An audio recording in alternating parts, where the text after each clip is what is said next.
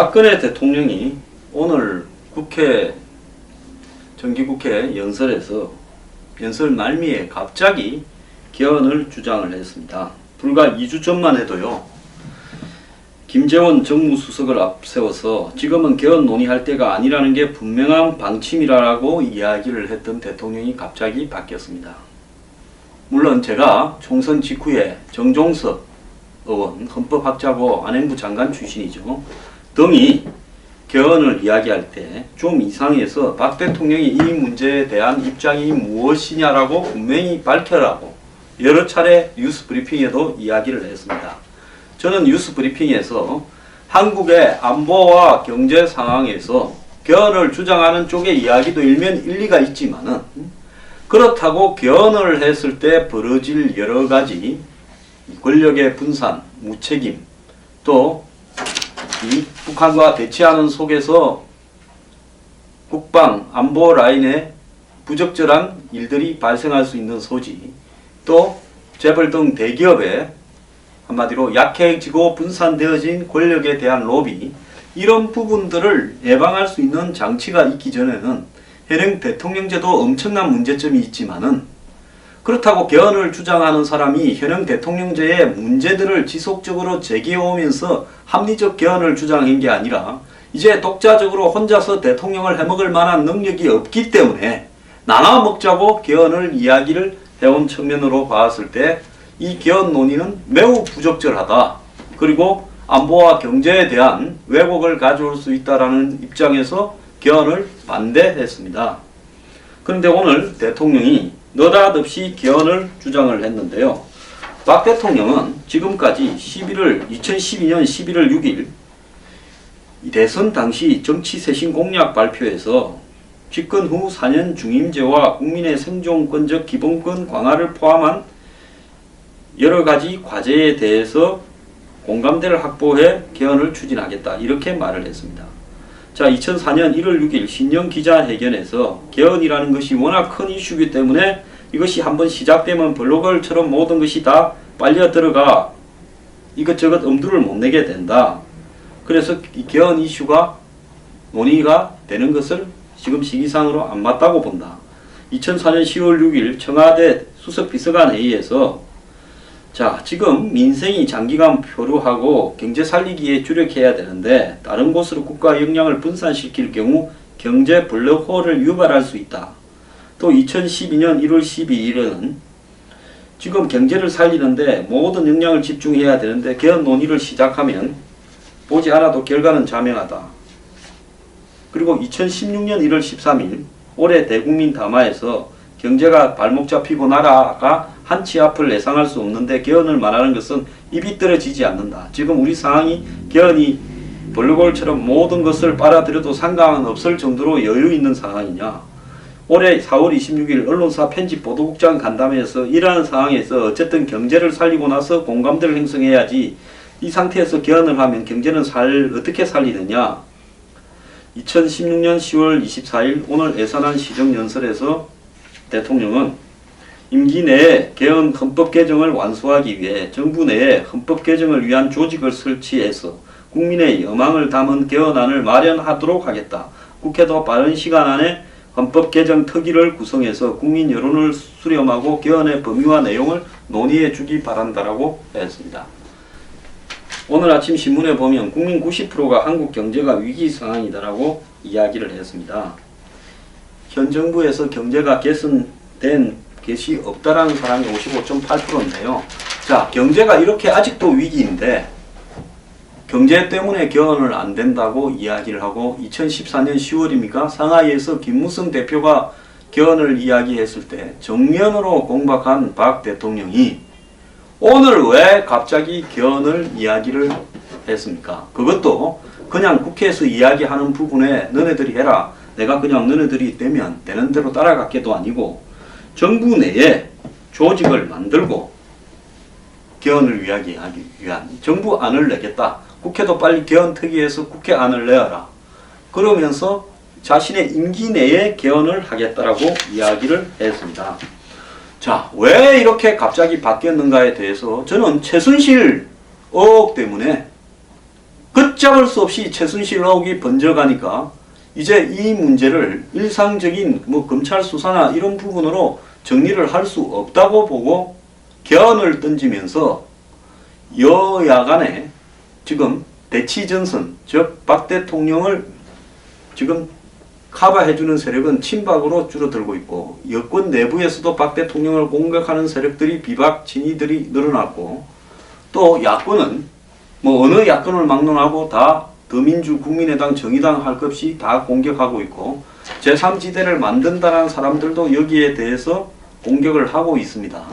이런 상황 속에서 자신에게 집중되는 공격을 분산시키고 또 헷갈리게 만들고, 더 나아가서 야권의 힘을 무력화시키면서 기존의 여야 구도를 해쳐모여 하는 식의 정계 개편. 얼마 전에 이정현 대표가 이런 이야기를 하지 않았습니까?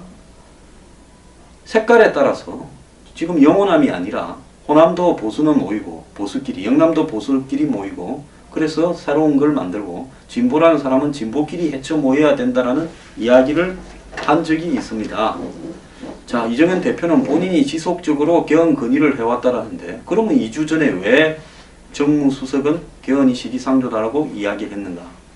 자, 저는 박 대통령이 반기문 총장을 후임으로 내세우고 1년 전쯤에 최경환, 홍문종 이런 사람들 입에서 이원 집정부제 분권적 개헌을 이야기하고 대통령 반기문 총리 실세 총리 친박 이렇게 이야기를 할 때 박 대통령의 묵시적인 어떤 동의를 받아서 친박들이 개헌을 추진하는 거 아니냐. 특히 총선 패배 이후에 정종섭 의원이 연내에 마무리 지어야 된다라고 이야기할 때 수상하다. 그래서 박 대통령 입장을 밝혀라 이야기를 했습니다.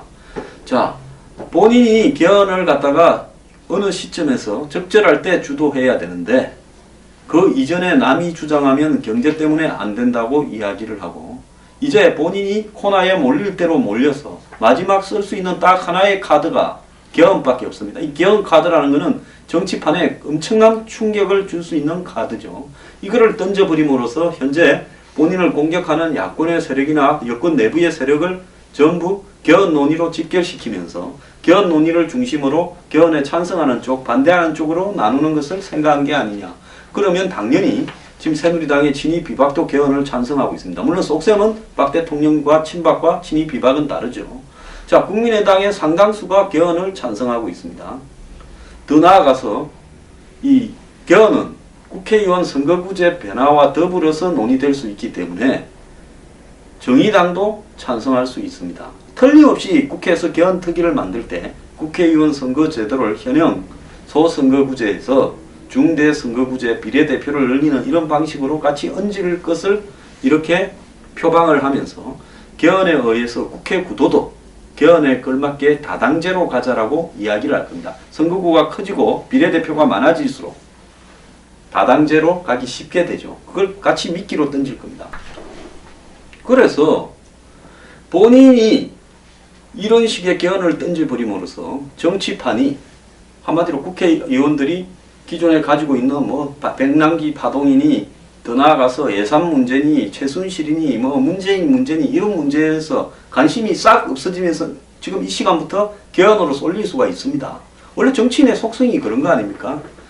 자, 그러면서 기본적으로 본인에 대한 공격을 완화시키고 그 다음에 정치 이슈를 갖다가 최대한 최순실에서 개헌으로 덮어버리고 또 본인이 주도하는 방식의 개헌을 끌고 가면서 자기 대권 주자 또 자기 신의 임기 내에 개헌을 하겠다고 하면 바뀐 개헌안을 가지고 국회 통과시키고 그리고 국민투표하고 내년 연말까지 끝내서 그걸 그 헌법으로 대통령을 새로 뽑겠다는 거 아닙니까? 그러면 거기에 어떻게 돌아가는가에 따라서 정치적 이해관계가 매우 민감해지겠죠.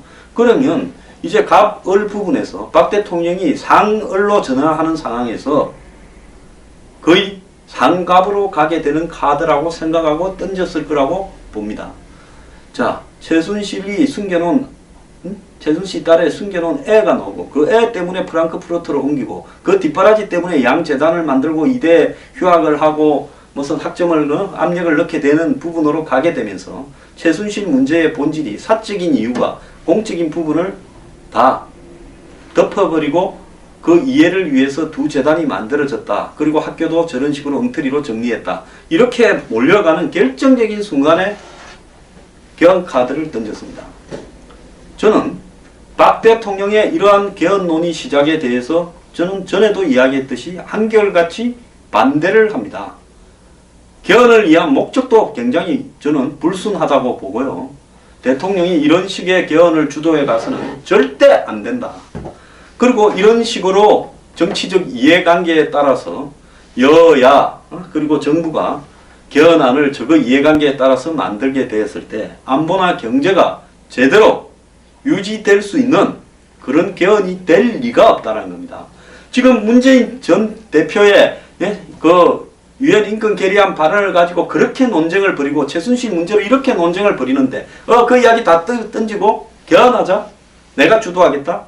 너네도 한번 만들어봐. 내 안하고 같이 비교해서 정리하자. 이게 옳다고 보십니까? 지금 경제가 살아났습니까?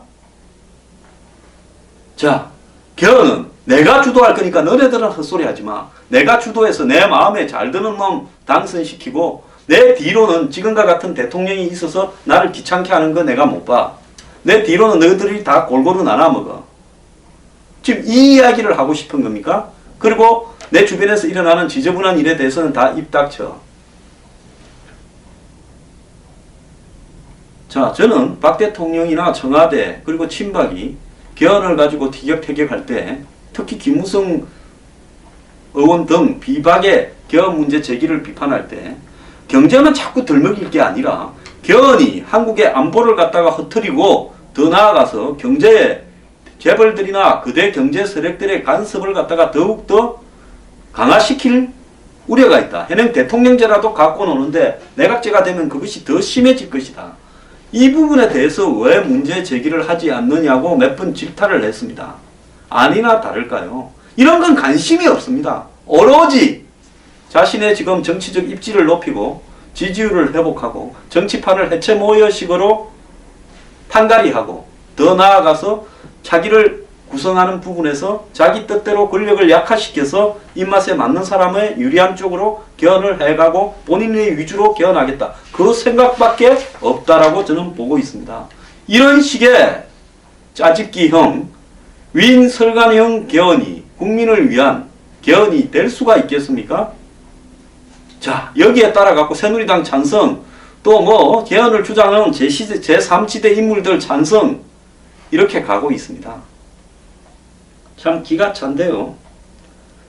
자, 대통령은 뭐라고 했는가 하면 북한은 몇 년만 버틴다는 생각으로 핵과 미사일 개발을 수십 년 동안 멈추지 않고 있고 경제 주체들은 5년마다 바뀌는 정책들로 인하여 안정적이고 장기적인 투자와 경영에 어려움을 느끼고 있다.